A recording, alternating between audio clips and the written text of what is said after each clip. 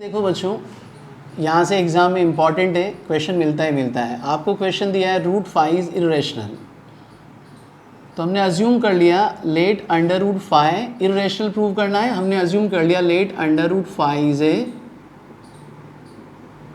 Rational number.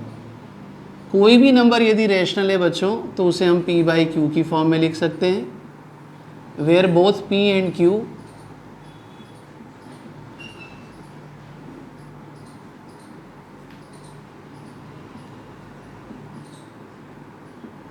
co-primes and q is not equals to 0। बहुत ध्यान से समझिएगा। अब देखिए मैं क्या कर रहा हूँ, क्रॉस मल्टीप्लाई किया q into under root 5 equals to p. यहाँ आने के बाद देखिए मैं दोनों ओर स्क्वायर कर रहा हूँ, squaring both side, q square into 5 equals to p square.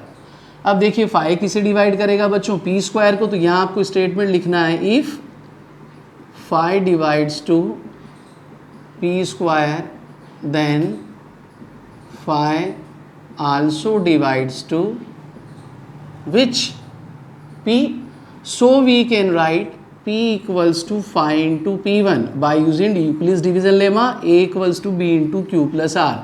This is equation number 1, this is equation number 2 using 1 and 2।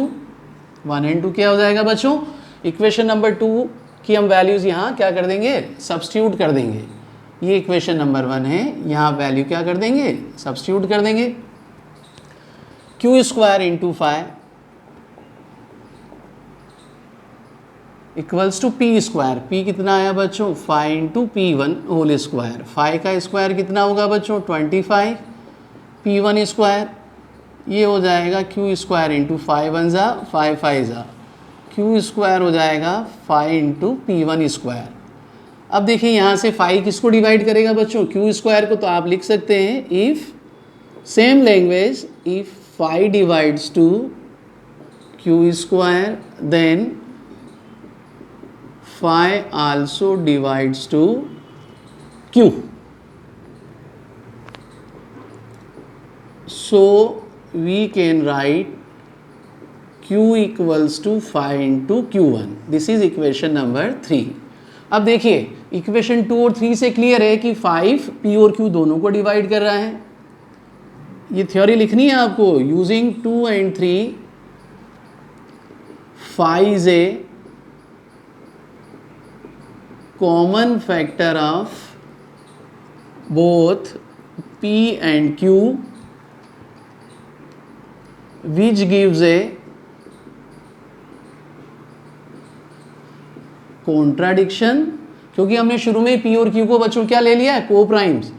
From 2 and 3 5 is a common factor of both p and q which gives a contradiction because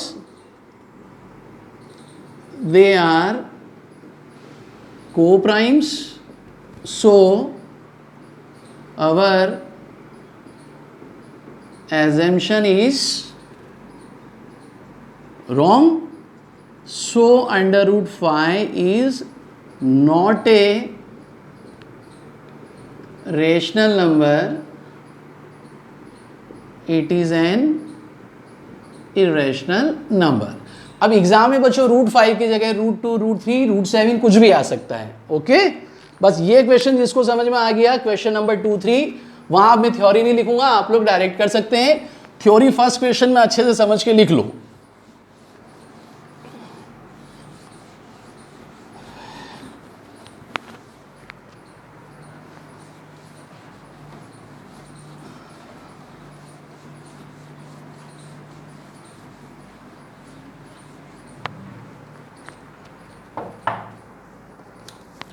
next question दिया आपको, prove that 3 + 2 रूट 5।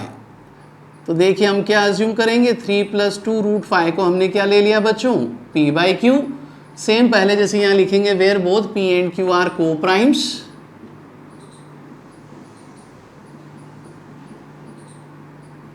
And q is not equals to 0।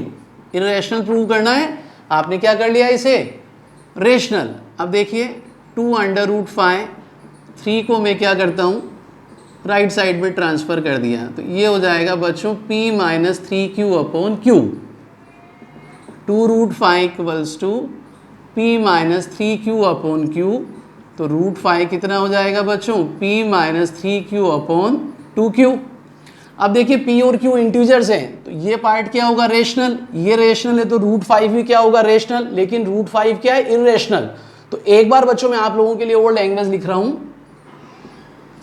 Since p and q are integers, so p upon q is a rational number, then p minus 3q upon 2q is also a rational number, then root 5 is also a rational number, but under root 5 is an irrational number, so our assumption is wrong, then 3 plus 2 root 5 is not a rational number, it is an irrational number। तो जब combination आता है rational irrational का, आपको ऐसे language set करके लिख देना है बेटा। दो ही टाइप के क्वेश्चन बनते हैं। अब थर्ड क्वेश्चन में जो पार्ट है वो सेम ऐसे ही है, यहां मैं अब लैंग्वेज नहीं लिखूंगा, यहां मैं आपको सीधा सीधा समझा रहा हूं, सेम डिट्टो आपको लैंग्वेज कॉपी करना है और लिख देना है। थर्ड क्वेश्चन के भी देखो तीनों पार्ट है, मैं तीनों एक साथ समझा दूंगा, एक एक मिनट के पार्ट है, डायरेक्ट पार्ट है। फर्स्ट पार्ट है बच्चों 1/√2, क्वेश्चन नंबर 3, पार्ट फर्स्ट 1/√2। तो हमने अज्यूम कर लिया बच्चों, इसे क्या ले लिया, p/q, रेसिप्रोकल किया तो ये क्या हो जाएगा बच्चों, q/p। अब देखिए p और q इंटीजर है, तो q अपॉन p क्या हो गया बच्चों, रेशनल। √2 क्या होगा, रेशनल। भाई q अपॉन p किसके इक्वल है, √2 के, तो यदि q अपॉन p रेशनल है तो √2 भी क्या होगा, rational. But √2 is an irrational number, so 1/√2 is not a rational, it is an irrational। बस ऐसे ही। और लैंग्वेज जो पहले यहाँ लिखाया था लिख देंगे, where both p and q are co-primes and q is not equals to 0। Second part देखिए आप लोग 7√5,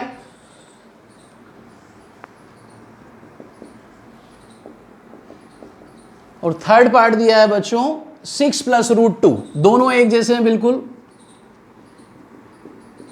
अब देखिए 7√5 को हमने p/q लेट कर लिया, तो √5 कितना हो गया बच्चों, p/7q।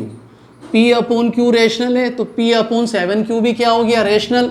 तो √5 भी क्या है, irrational, but √5 is irrational, so 7/√5 is also irrational number। Language पूरा लिखना है यहाँ, ब्रैकेट में क्या लिखोगे, p and q are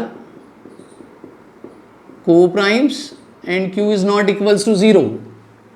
फिर जैसे मैंने इससे पहले वाले क्वेश्चन नंबर 2 में पूरा थ्योरी लिखा था, वो थ्योरी भी लिख देंगे। अब यहाँ 6 + √2 पार्ट थर्ड देखो, तो ये हो जाएगा, 6 को इधर ट्रांसफर किया, रेशनल रेशनल को एक साथ ले लीजिए, ये हो जाएगा p - 6q/q। तो अब देखिए p/q क्या है बच्चों, रेशनल, तो p - 6q अपॉन q भी क्या है, रेशनल, तो √2 भी क्या है, रेशनल, लेकिन √2 क्या होता है, इरेशनल।